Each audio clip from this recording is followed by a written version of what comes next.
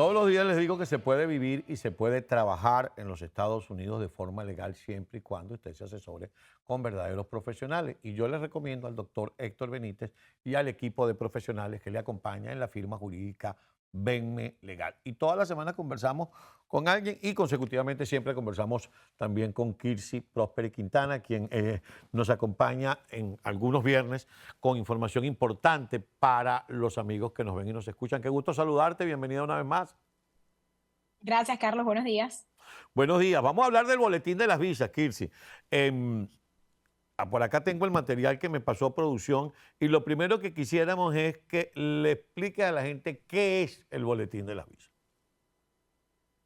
Carlos, el boletín de visas es un documento que es publicado por el gobierno y esencialmente es el documento que me indica cómo están siendo las visas distribuidas para las distintas categorías, ya sea por familia o por empleo.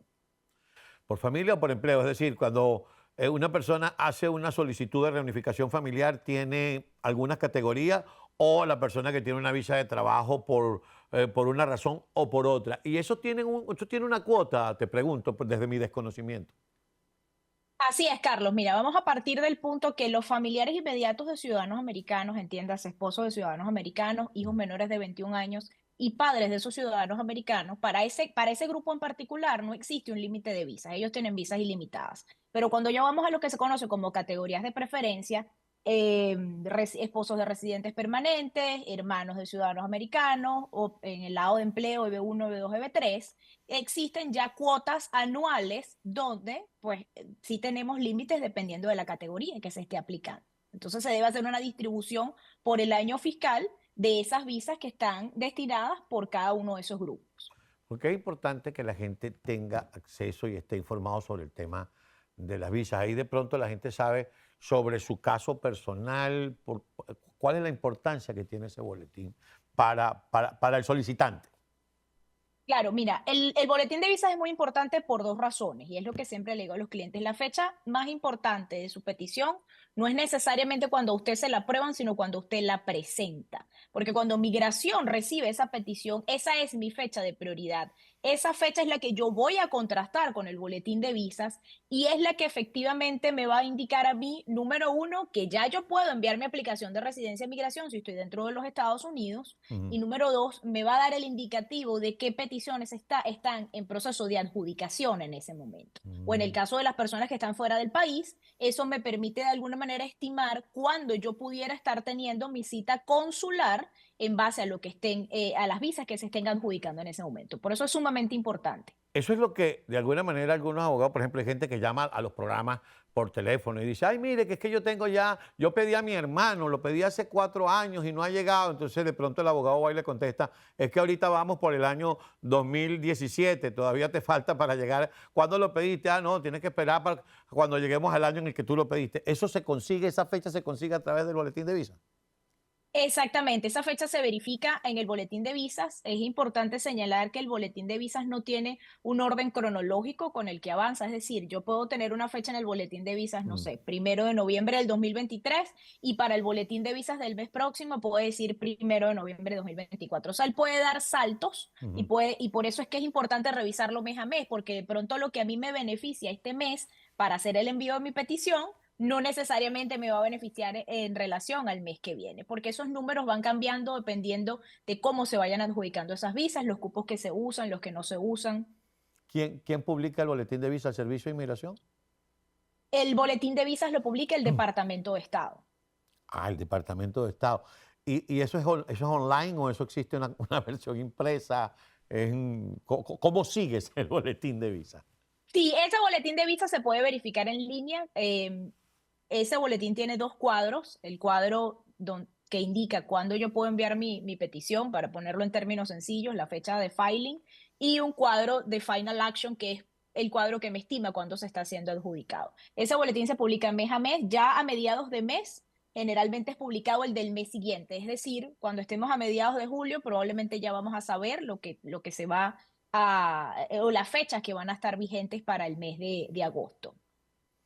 Bien, rápidamente entonces, ¿quiénes tienen acceso? ¿Cómo se usa el boletín de visa? Es decir, yo, cualquier hijo de vecino, me meto online, lo busco, ¿quiénes tienen acceso y cómo se usa?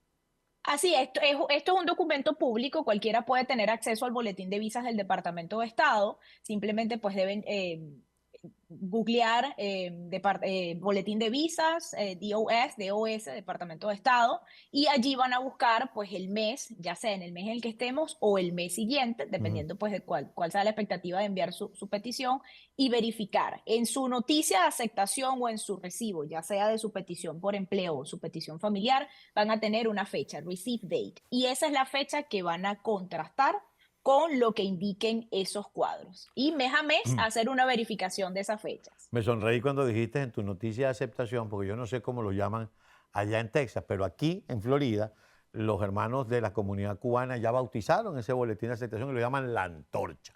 Te La llegó la antorcha. antorcha, te llegó la antorcha, te llegó la antorcha, porque es un documento que tiene la mano del Estatua de la Libertad con la antorcha ahí. Eso se llamó. Nadie dice, te llegó el notice, no, te llegó la antorcha. Una vez aclarados estos temas que tienen que ver con el boletín de visa, quisiera que repasáramos un poco lo que conversamos la vez pasada con el tema del FOIA. Y te lo pregunto por lo siguiente, te lo traigo a colación por lo siguiente, porque he escuchado incluso entre muchos compañeros que ya están empezando a llamar a gente que tiene muchos años esperando su entrevista de asilo y entonces viene a la cosa, oye, ¿puedo pedir mi FOIA? ¿Con quién lo debo pedir? Me gustaría que recalcaras esa información, Kirsi. Claro que sí, Carlos. Es muy importante, como conversamos en la última oportunidad, el tener esa copia de ese récord, ¿ok? Es muy importante también manejar los tiempos. Ujú. Migración tiene unos tiempos propios para producir estos récords porque, bueno, hay un trabajo, digamos, de buscar el archivo, de preparar esa copia, cierta información confidencial, pues se tacha de ese archivo. Entonces, tenemos que tomar en cuenta que puede tomar al menos, no sé, unos 3 meses. Ahora, esto incluso si la persona está en un proceso de solicitar una copia de su archivo bajo este procedimiento, pudiera ser un argumento para posponer la entrevista hasta tanto ese documento esté disponible. ¿Por qué? Lo que conversábamos, la credibilidad. Es muy importante que la persona no se contradiga con lo que tiene en su archivo y precisamente por eso debe obtenerlo directamente de inmigración. Entonces, incluso para las personas que de pronto los tiempos no le den porque ya tiene una entrevista el mes próximo, pudiera ser ese un argumento Mm. para pedir una prórroga, una reprogramación de su entrevista. Yo creo que al contrario, mucha gente está desesperada para que los llamen para salir de esto, porque tiene un asilo pedido de hace cuánto tiempo. Te agradezco mucho, como siempre, Kirsi, que te tomes estos minutos para esta orientación que es de mucha utilidad para nosotros desde el punto de vista informativo y para la audiencia, para saber cómo comportarse en las esperas de la resolución de sus casos migratorios. Que tengas excelente fin de semana. Gracias, Carlos. Igual para Un ti. gran abrazo para ti. Amigos, ya lo saben, se puede vivir y se puede trabajar legalmente en Estados Unidos si usted recibe asesoría profesional indicada. Yo le recomiendo al doctor Héctor Benítez y a todo su equipo de Venme Legal, al cual Kirsi pertenece. Ahí está el número en pantalla, 786-558-5625. Chao, Kirsi. Gracias por estar con nosotros. Hasta luego. Amigos, ya lo saben. 786-558-5625, el número del doctor Héctor Benítez y de su equipo de Venme Legal.